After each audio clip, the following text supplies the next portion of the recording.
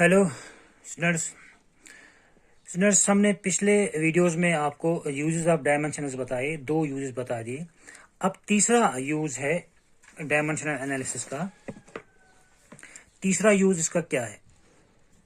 We can derive the relation between the different physical quantities provided we know the factors on which the physical quantities depend.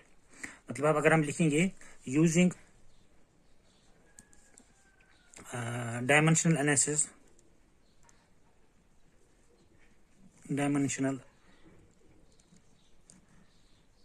Analysis या हम इसको कहेंगे principal of homogeneity, principle of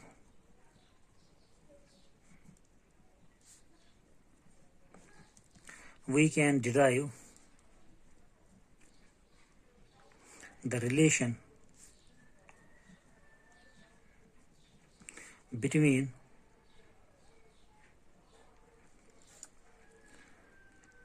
different physical quantities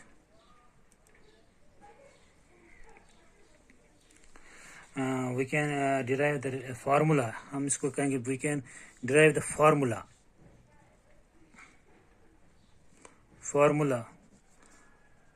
for a physical quantity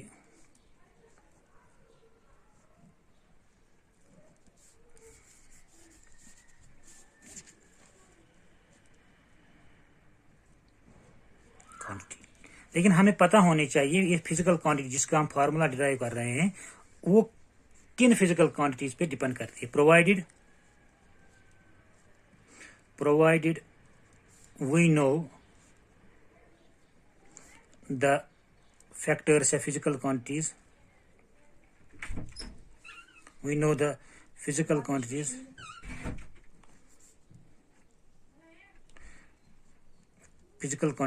on which the physical quantity depends, given physical quantity depends upon।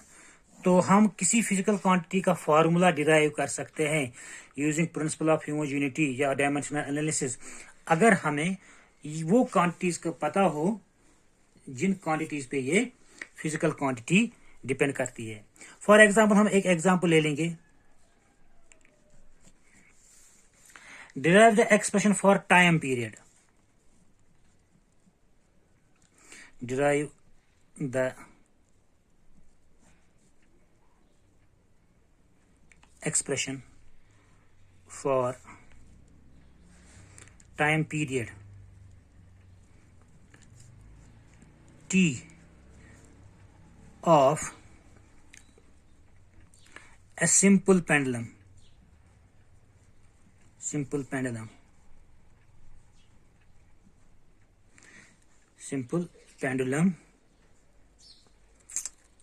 which may depend upon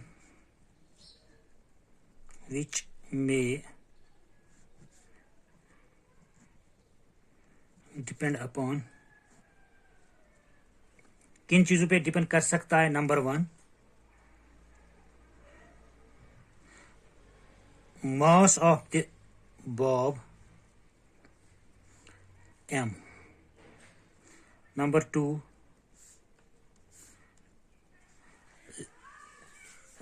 length of the string।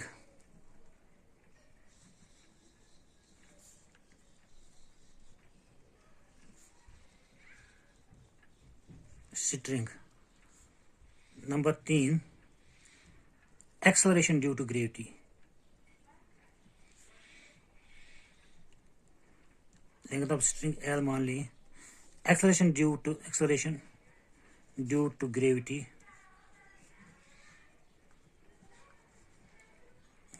G। तो हम ये मान लें, पहले मैं आपको ये simple pendulum के बारे में बता दूं थोड़ा सा, ये आगे हमें पढ़ना है।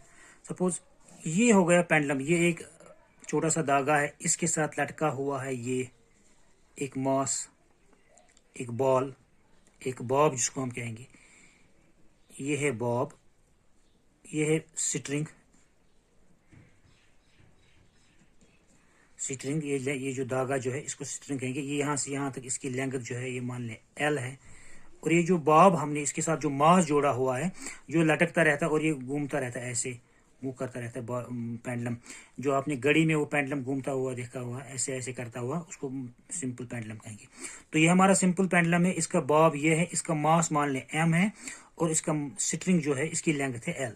हमें बताया गया कि ये जो टाइम पीरियड क्या होता है, यहां से जब ये पेंडुलम यहां से हम लेते हैं और ये छोड़ देते हैं हम मूव करवाने के लिए, ऑसिलेट करवाने के लिए, यहां से जाएगा वो इधर इस पोजीशन पर, मैक्सिमम पोजीशन पर, फिर यहां से वापस जब ये इधर पहुंच जाएगा, जो टाइम ये ले लेगा, टाइम यहां से यहां तक, यहां से यहां तक जो टाइम वापस आने में यहां फिर पहुंचेगा, यहां से जाएगा इधर, फिर जो ये वापस यहां पर पहुंचेगा, इसको कहेंगे हम कंप्लीट ऑसिलेशन। यहां से शुरू किया, यहां पहुंचा, और फिर वापस यहां पर पहुंचा, इसको हम कहेंगे कंप्लीट ऑसिलेशन। आप यहां पर शुरू करें, यहां से शुरू करें, यहां जाएगा, फिर यहां से यहां वापस, और फिर यहां आएगा, तब इसको कहेंगे कंप्लीट ऑसिलेशन। अगर आप यहां से शुरू करेंगे, छोड़ दिया, ये पेंडुलम यहां पहुंच गया, फिर यहां पर वापस आ गया, तो इसको कहेंगे हम कंप्लीट ऑसिलेशन। एक कंप्लीट ऑसिलेशन कम करने के लिए इसको जो टाइम चाहिए उसको बोलते हैं टाइम पीरियड। ये टाइम पीरियड हम मान लेते हैं T। तो क्वेश्चन में हमें ये बताया गया, प्रॉब्लम में ये बताया गया, आप बताइए टाइम पीरियड किसके बराबर होगा। टाइम पीरियड का फॉर्मूला निकालिए। अगर हम ये मान लें कि वो इसका ये टाइम पीरियड डिपेंड करता है, number 1 mass of the bob, number 2 length of the string, and number 3 acceleration due to gravity. Acceleration due to gravity पर डिपेंड करता है, इन चीजों पर डिपेंड करता है। अब फॉर्मूला बताइए। अब हम ऐसे तो नहीं लिख सकते हैं formula, suppose time period is equal to this length into mass of the bob into acceleration due to gravity. ये तो फिर सिंपली होगा, ऐसा कैसे हो सकता है? किसने कहा आपको ये लेंथ पे डिपेंड करता है डायरेक्टली? ये हो सकता है, ऐसा भी हो सकता है, लेंथ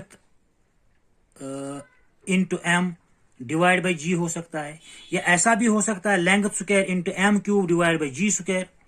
ये ऐसा भी हो सकता है इन तीनों पे किसी पे डिपेंड भी नहीं कर सकता, कर रहा होगा। तो हमें ये एग्जैक्टली फॉर्मूला नहीं पता है, खाली इतना पता है इन तीन चीजों पे डिपेंड करता है। तो हम ये लिखेंगे, लेट जो टाइम पीरियड है ये डिपेंड कर, it is directly proportional to, let ऐसे आपको यहां से शुरू करना। देखिए आप इस तरह की प्रॉब्लम तो अक्सर आती है एग्जाम्स में। हम कैसे लिखेंगे इसको, आप यहां से जरा गौर से देख लीजिए। सबसे पहले हम देखेंगे ये जो जिसका हमें फॉर्मूला निकालना है, टाइम पीरियड का यहां पर निकालना है, हम करेंगे let time period T is directly proportional to L। अब ये L पे प्रोपोर्शनल हो रहा है, डायरेक्टली प्रोपोर्शनल है, या L स्क्वायर पर का डायरेक्टली प्रोपोर्शनल है, या इनवर्सली प्रोपोर्शनल भी हो सकता है, या L क्यूब पर भी हो सकता है, या ये भी हो सकता है कि L पर डिपेंड ही नहीं करता है।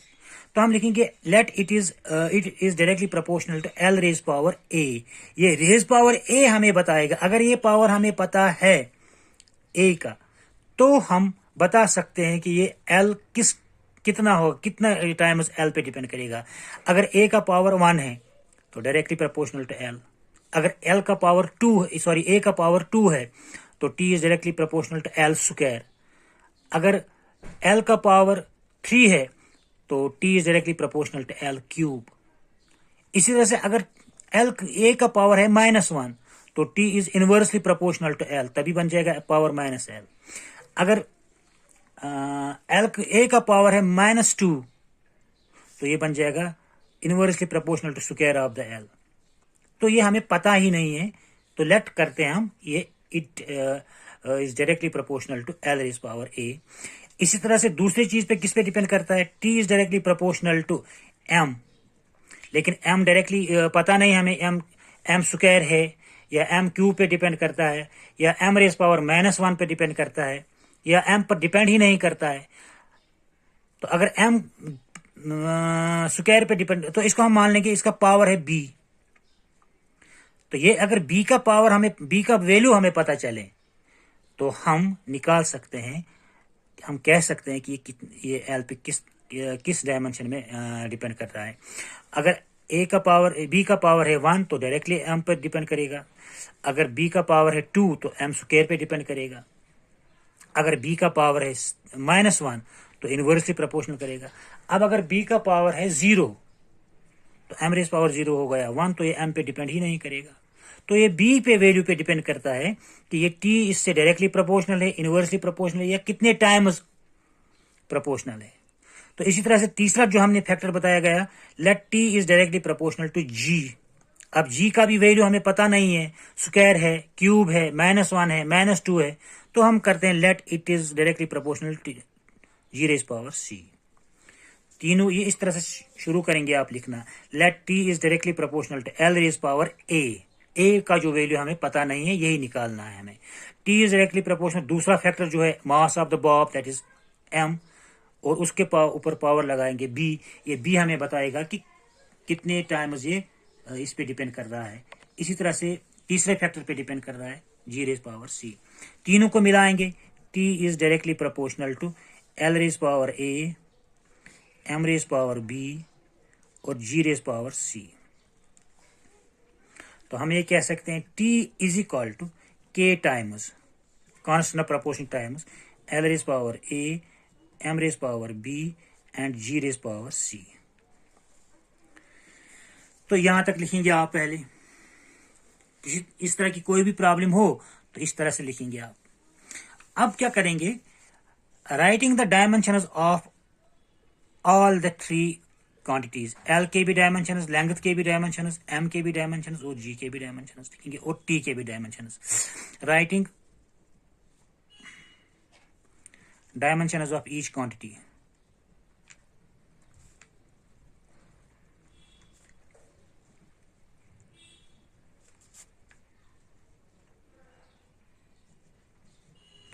तो हम लिखेंगे सबसे पहले टी के डायमेंशंस, डायमेंशंस ऑफ टी,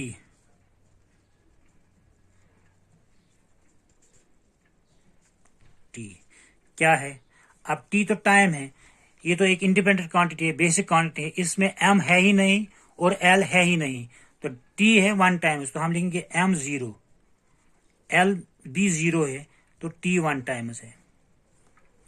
इसी तरह से डायमेंशंस ऑफ दूसरा कौन सा क्वांटिटी हमारे पास, एल, एल भी बेसिक क्वांटिटी है, तो इसमें टी है ही नहीं और एम है ही नहीं, तो हम एम और टी के पावर 0 लिखेंगे।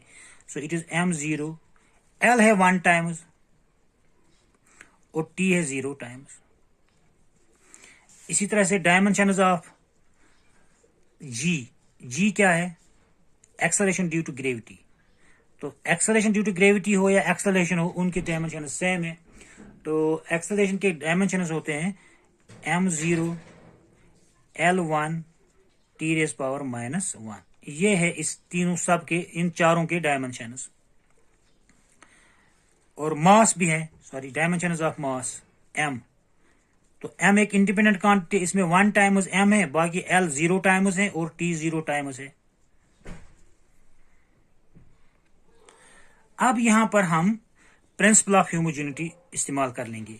प्रिंसिपल ऑफ होमोजेनिटी क्या कहता है कि राइट हैंड साइड ये और लेफ्ट हैंड साइड ये टी, सब के डायमेंशंस सेम होने चाहिए, तब इक्वेशन ठीक होगी। हमने तो लिखा है ऐसे, T is called K raise power K into L raise power A, M raise power B, L raise G raise power C. ये तब ठीक होगा जब इनके डायमेंशंस सब, इस साइड के डायमेंशंस इस साइड के डायमेंशंस के इक्वल होंगे।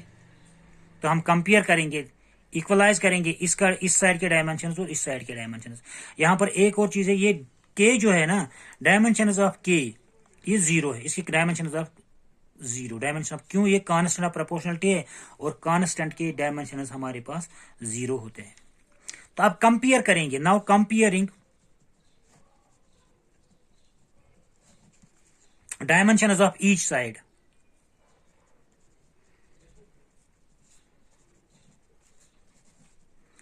ईच साइड, यहां पर आपको पहले लिखना चाहिए था कि according to principle of homogeneity,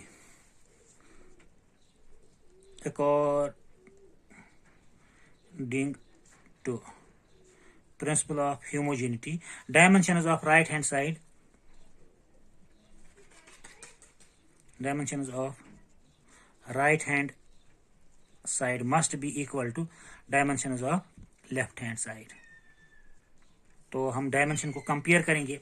अब पहले लिखेंगे लेफ्ट हैंड साइड टी वाली dimension, it is m0 L0 t raise power 1 is equal to, अब राइट हैंड साइड के सबसे पहले L के डायमेंशन, तो राइट हैंड साइड में सबसे पहले किसके डायमेंशन L, और इसके ऊपर पावर A भी है, ये याद रखना, ये जरूरी बात है। तो L के डायमेंशन क्या है m0 L raise power 1 t0, और इसका जो ऊपर पावर है A। फिर उसके बाद है किसके M के डायमेंशन है m1 L0 t0, और इसके ऊपर पावर है B। फिर G के डायमेंशन यहां पर क्या है m0 L1 t raise power -2 है, ये एक्चुअली -2, और इसके ऊपर पावर है C। अब ये बन जाएगा m0 L0 t raise power 1 is equal to, अब यहां देखिए पावर A है, सबके ऊपर पावर A, तो ये L के ऊपर पावर A आएगा, A इंटू 1 हो गया A, और इनके ऊपर तो 0 ही है, m0 LA t0। अब यहां पर देखिए इस सब के पावर B है, तो M के ऊपर पावर आएगा B, L के ऊपर 0 और T के ऊपर 0, M raise power B L0 t0। इसी तरह से यहां पर देखिए C, M के ऊपर आएगा 0 ही पावर, ये L के ऊपर 1 हो गया, 1 इंटू C हो गया C, और T के ऊपर पावर है -2 इंटू C हो गया -2C। अब इनको मल्टीप्लाई कर लेंगे, देखिए m raise power 0, m raise power b, m raise power 0, bases are same, powers are added, तो ये बन जाएगा m raise power b। So m0 L0 t1 इस साइड में आ गया, तो इस साइड में आ गया m रेज पावर b, क्योंकि ये देखो 0 और b हो गया m रेज पावर b। इसी तरह से यहाँ पर L रेज पावर a, यहाँ पर L रेज पावर 0, यहाँ पर L raise power c, bases are same, powers added, L raise power a plus 0 plus c, that is L raise power a plus c।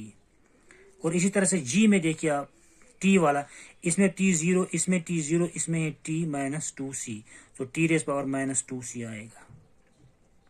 तो ये equation यहाँ पर हम लिखेंगे m0 L1 t1 m0 L1 t1 is equal to, देखिए कितना बन गया MB LA plus C, MB LA plus C and T raise power -2C।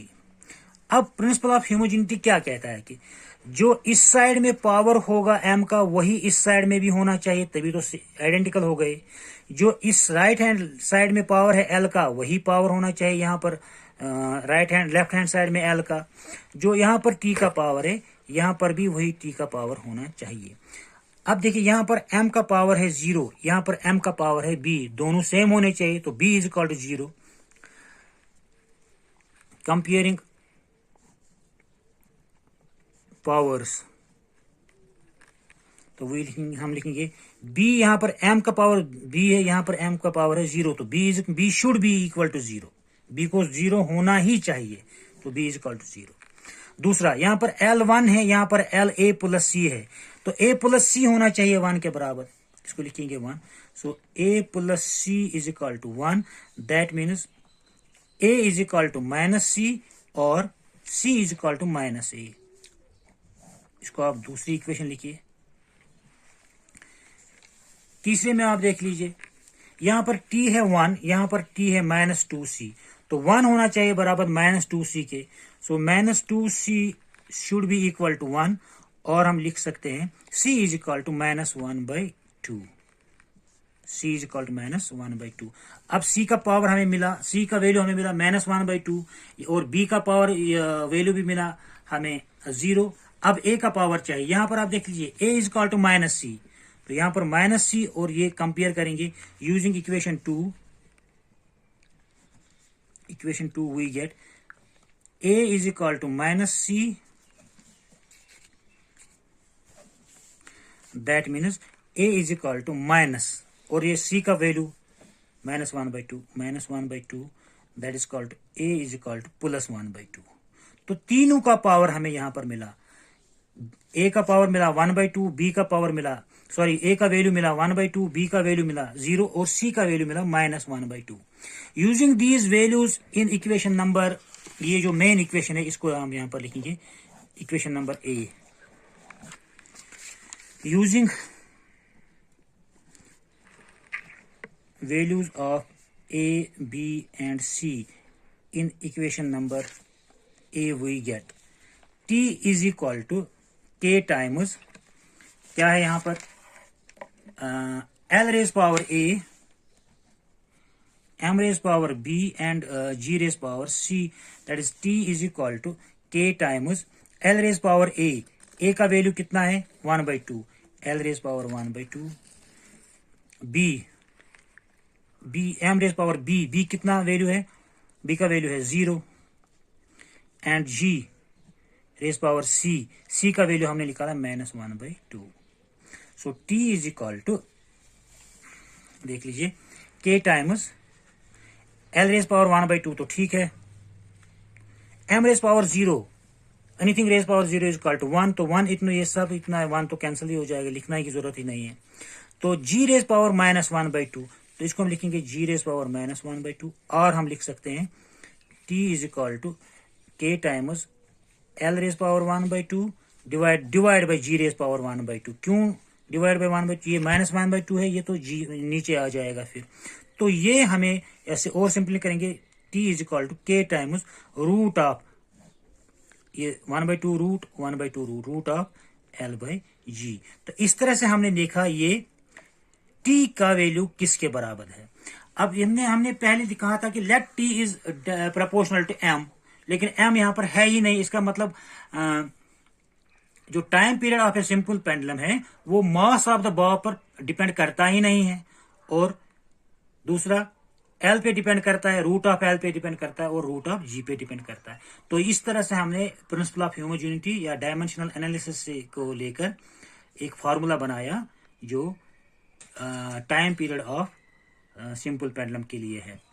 यहां पर एक और चीज बता दूं, ये जो एक के का वैल्यू हमें पता ही नहीं है, यहाँ पर डायमेंशन का एक ड्रॉबैक है, ये डिफेक्ट है डायमेंशनल एनालिसिस का, हमें कांस्टेंट का वैल्यू यहाँ पर इसमें डायरेक्टली पता नहीं चलता है।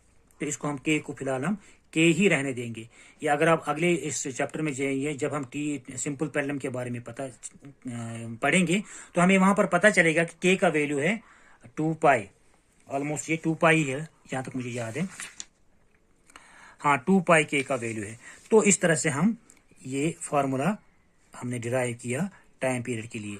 और भी प्रॉब्लम हम इस पे करेंगे, 1-2 प्रॉब्लम्स और करेंगे, सो दैट आपके लिए इजी हो जाए वो, लेकिन अगले वीडियोस में। तब तक के लिए गुड बाय।